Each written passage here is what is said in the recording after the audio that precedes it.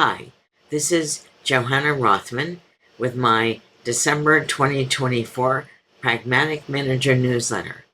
Help yourself with this short series of New Year's tips. I have the same problems as many of you do. I start something and then I realize it's much larger than I expected. That occurred with this month's newsletter. The problem I tried to address was the overwhelming pushes and pulls of the various kinds of leadership work. I started to write that 2 weeks ago, and I'm not done. Instead of trying to cram a 5-pound bag of content into my monthly newsletter, I will finish writing that and then decide what to do. I might offer a summary post here in the newsletter and more details as blog post, or I might write a newsletter series. But that still left me with a big problem. What to write in my monthly newsletter to you, my readers. I decided on several tips you can use at any level of the organization. Tip 1. The project always starts before we think it does. I first wrote about this in Manage It, Your Guide to Modern Pragmatic Project Management. I gave you an example of that in my introduction here. But here are other examples. Someone or some team has researched or prototyped a new idea or a product. The project portfolio team has already discussed this new idea, too often for far too long before they assign a team to do the work. The product leaders think they have a market opportunity that leads them to do some low fidelity experiments to see if it's worth their time to do more.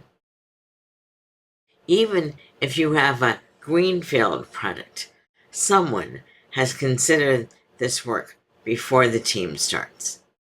That means some people have shifted their thinking about what's possible or useful. If you are one of those people, your challenge is to help the other people, the team, shift their thinking. The team's job is to learn what those people already learned or assumed. Once people understand what's changed, use the most agility your team and organization allows to work by value. Tip 2. Always ask the value question, not the cost question. So many managers ask how much the project will cost or how long the team will take. That's not a useful question because no one can know at the start of the project. Too few of us know during the middle of the project.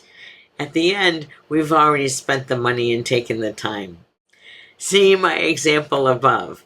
I did not expect that piece of writing to take this long or need this many words. Instead, ask about value, as in manage your project portfolio, increase your capacity, and finish more projects. The zeroth question. Is this still valuable? Should we do this at all? Use cost of delay to rank by value. Not prioritization, which can be high, medium high, ultra high, mega ultra high. Yes, insert a wry smiley here. But ranking, which is 1 number 1, 1 number 2, 1 number 3, etc. Decide what value means to you.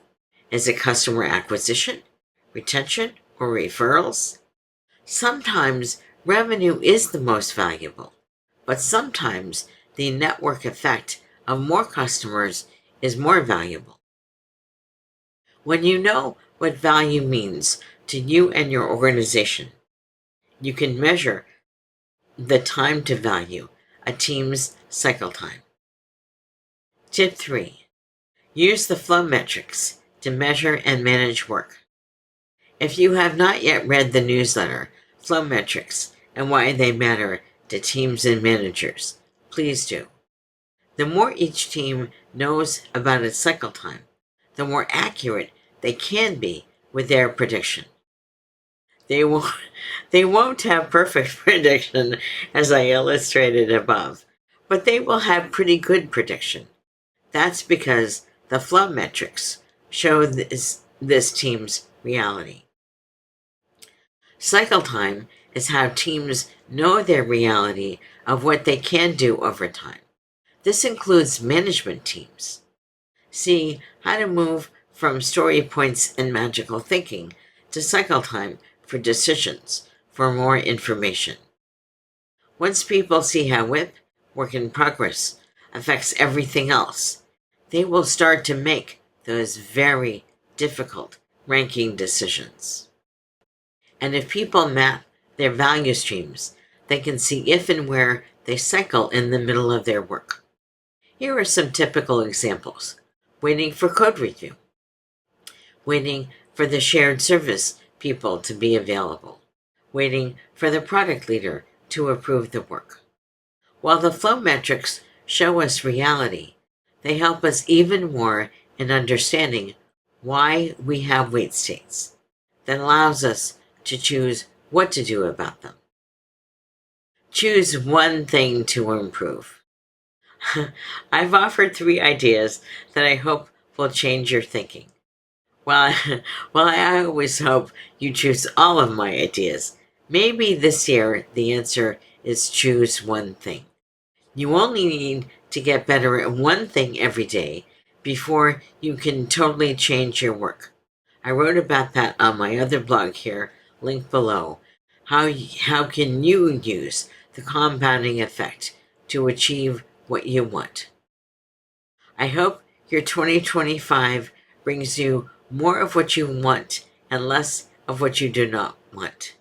My best wishes for you, and wish me luck in wrangling the writing about the overwhelm of leadership. This newsletter touches on topics in all of my books. Yes, it's fine if you laugh. It's totally fine. Learn with me. Want to give yourself the gift of better writing and thinking in 2025? Please join me in the Q1 2025 Writing Workshop 1.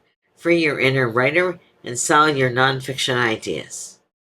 If you are a part of the Agile community, check out the Agile Network link below. Yes, I would like you to use my link because they're tracking me, not you. All the other links in the New to the Pragmatic Manager section are below. Thank you so much and have a really great 2025. I will see you next year.